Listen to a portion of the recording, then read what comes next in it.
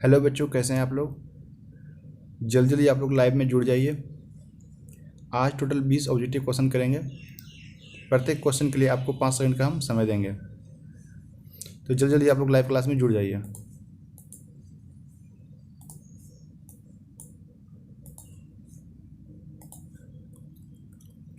तो शुरू करते हैं। आज का पहला प्रश्न है, आप कमेंट बॉक्स में अपना आंसर जल्दी जल्दी दीजिएगा। ठीक है, तो आज का पहला प्रश्न है, हम करके सीखते हैं। ये कथन किसने कहा था। आपके पास 4 मनोवैज्ञानिक के नाम है ABCD। हम करके सीखते हैं, ये कथन किसने कहा था।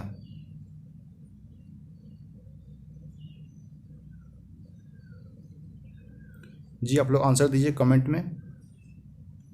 हम करके सीखते हैं, ये कथन किसने कहा था। इसका सही आंसर हो जाएगा option number A, doctor mess. Option number A, doctor mess ने कहा था हम करके सीखते हैं।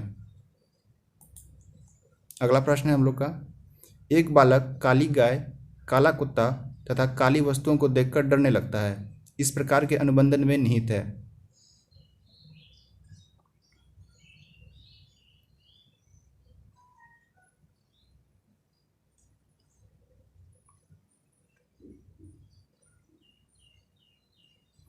इसका सही हो जाएगा ऑप्शन नंबर सी, उद्दीपक सामान्यीकरण। जिन्होंने ऑप्शन नंबर सी दिया है उनका सही आंसर है। तो आप लोग आंसर में क्वेश्चन नंबर 2 के साथ सी लिखिए, 2C, मतलब क्वेश्चन नंबर 2 का सी। इस तरह से आप लोग आंसर दीजिए। व्यक्तित्व का सामाजिक अधिगम सिद्धांत किसने दिया।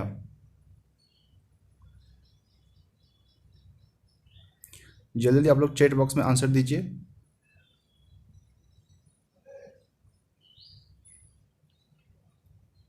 इसका सही आंसर हो जाएगा ऑप्शन नंबर ए, बंडूरा और वाल्टर ने। जिन्होंने ए ऑप्शन दिया है उनका सही है। गोल्डमैन निम्न में से किससे संबंधित है। आपके पास 4 मनोवैज्ञानिक का नाम है, आपको बताना है गोल्डमैन किससे संबंधित है।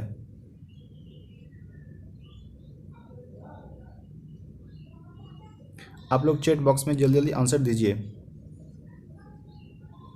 आंसर के साथ आप लोग क्वेश्चन नंबर जरूर दीजिए, ताकि हम समझ सके कि कौन सा क्वेश्चन का आप आंसर दे रहे हैं। तो क्वेश्चन नंबर आपको ऐसे आंसर देना है, 4 का ए होगा या बी होगा सी, 4 का ए, 4 का बी, 4 का सी। इस तरह से आप लोग आंसर दे सकते हैं। इसका सही आंसर हो जाएगा ऑप्शन नंबर बी, संवेगात्मक बुद्धि।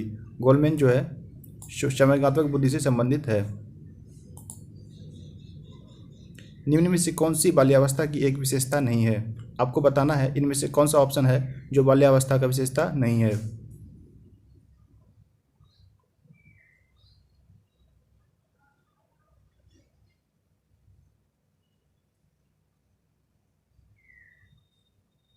जी, बिल्कुल सही आंसर ऑप्शन नंबर सी, जिज्ञासा की कमी।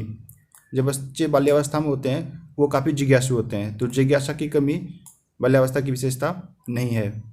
ये ऑप्शन जो है बिल्कुल सही हो जाएगा।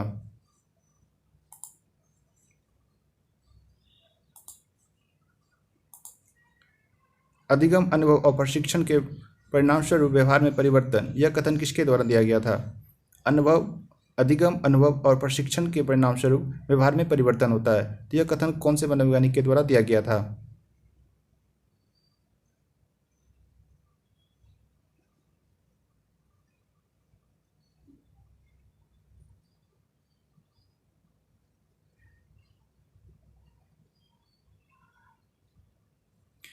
अधिगम जो होता है अनुभव और प्रशिक्षण के परिणाम स्वरूप होता है, यह कथन गेटस ने कहा था। ऑप्शन नंबर ए बिल्कुल सही हो जाएगा। अब आप इसको इस तरह से याद कर सकते हैं, गेटस जैसे हम लोग गेटिस लगाते हैं, जैसे कि मान लीजिए किसी चीज़ को एडजस्ट करने के लिए गेटिस लगाते हैं, उसके लिए हमको अनुभव और प्रशिक्षण की आवश्यकता होती है। तो गेटस अधिगम के लिए अनुभव और प्रशिक्षण का ये जो परिभाषा थे ये गेटस ने दिया था। निम्न में से कौन सा शिक्षण अधिगम का स्तर नहीं है।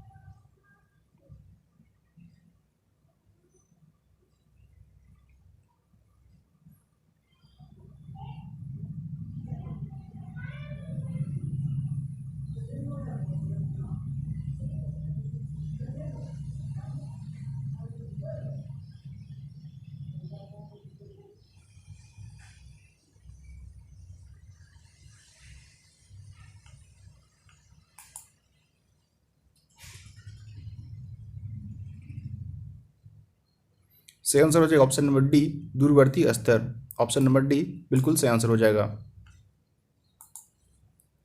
निम्न में से कौन सा फलेंडर की अंतःक्रिया विश्लेषण प्रणाली से संबंधित नहीं है?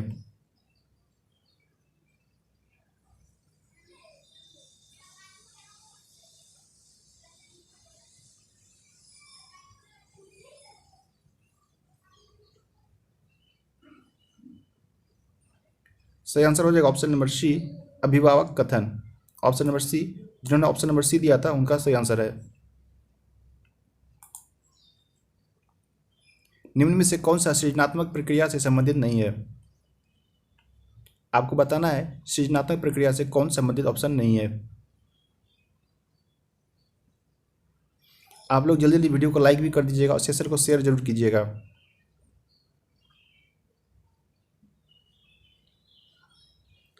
निम्न में से कौन सा सृजनात्मक प्रक्रिया से संबंधित नहीं है?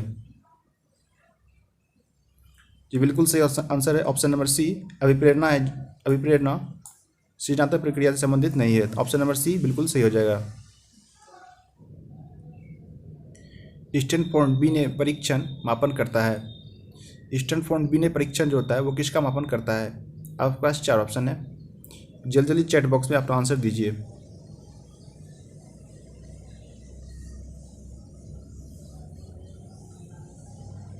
बिल्कुल सही आंसर ऑप्शन नंबर सी, बुद्धि। नाम से यहाँ स्पष्ट है, बिने जो थे वो बुद्धि का परीक्षण किए थे। विकास के परिणाम स्वरूप नवीन विशेषताएं और नवीन योग्यताएं प्रकट होती है, यह कथन कौन से वैज्ञानिक का था?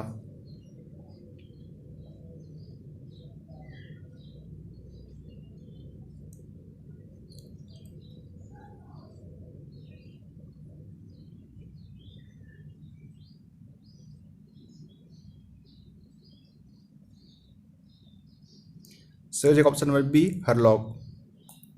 हरलॉक ने कहा था विकास के परिणाम स्वरूप नवीन विशेषताएं और नवीन योग्यताएं प्रकट होती है। पियाजे के अनुसार संज्ञानात्मक विकास की तृतीय अवस्था निम्न में से कौन सी है? पियाजे की जो तृतीय अवस्था थी वो कौन सी अवस्था थी?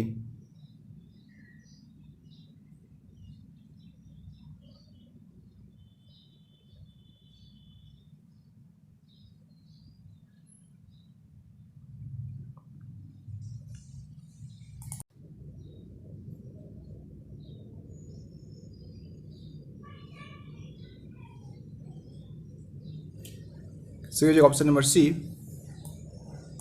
मूर्त संक्रिया अवस्था। ये जो थी पियाजे की तृतीय अवस्था थी। निम्न में से कौन सा विकास का सिद्धांत नहीं है? आपको बताना है इनमें से कौन सा है जो विकास का सिद्धांत नहीं है।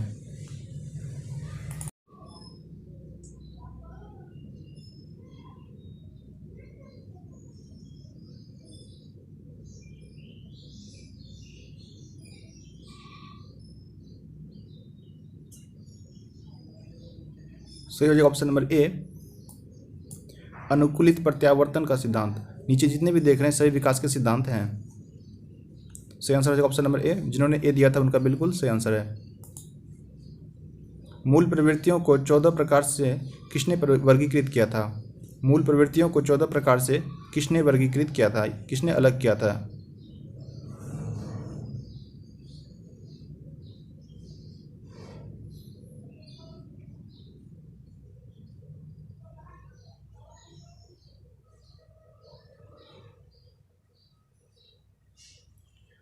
इसका सही आंसर हो जाएगा ऑप्शन नंबर बी, मैकडूगल।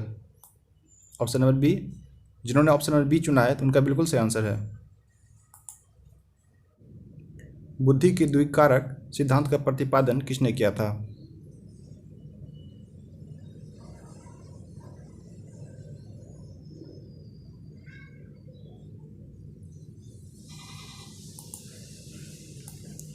द्विकारक सिद्धांत का प्रतिपादन किसने किया था?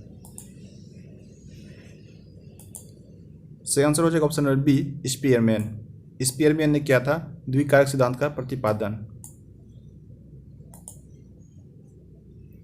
ग्रंथियों के आधार पर व्यक्तित्व के विभिन्न प्रकारों की चर्चा किसने की थी? ग्रंथियों के आधार पर व्यक्तित्व का जो विभिन्न प्रकार था उसकी चर्चा किसने की थी?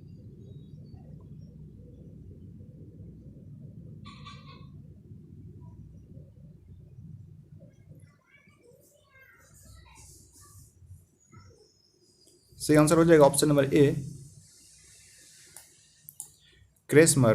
क्रेसमर ने ग्रंथियों के आधार पर व्यक्तित्व का अलग अलग प्रकार की चर्चा की थी। इनमें से किनका नाम सुजनन शास्त्र के पिता के नाम से जुड़ा हुआ है? आपको बताना इन मनोवैज्ञानिक में से किनका नाम सुजनन शास्त्र के पिता के नाम से जुड़ा हुआ है।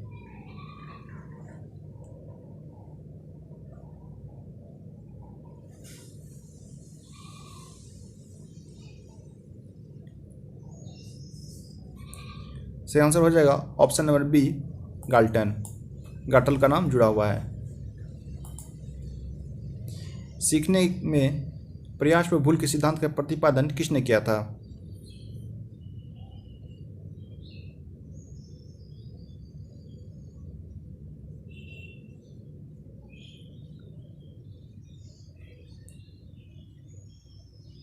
बिल्कुल सही answer option number C, Thorndike हो जाएगा।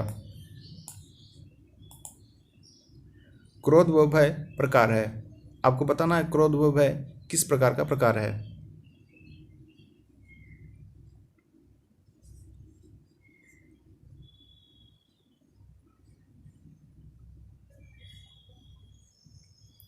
बिल्कुल सही आंसर ऑप्शन नंबर बी, संवेग हो जाएगा। क्रोध व भय जो एक प्रकार का संवेग है। विस्मृति कम करने का उपाय है।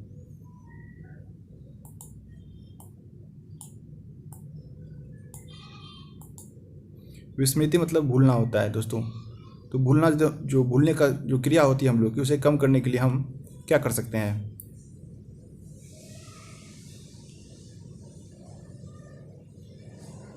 सही आंसर हो जाएगा ऑप्शन नंबर सी, पाठ की पुनरावृत्ति। यदि पाठ को बार बार अभ्यास करेंगे तो भूलने का चांस जो होगा वो कम हो जाएगा। तो आज हम लोग 20 क्वेश्चन देख लिए हैं।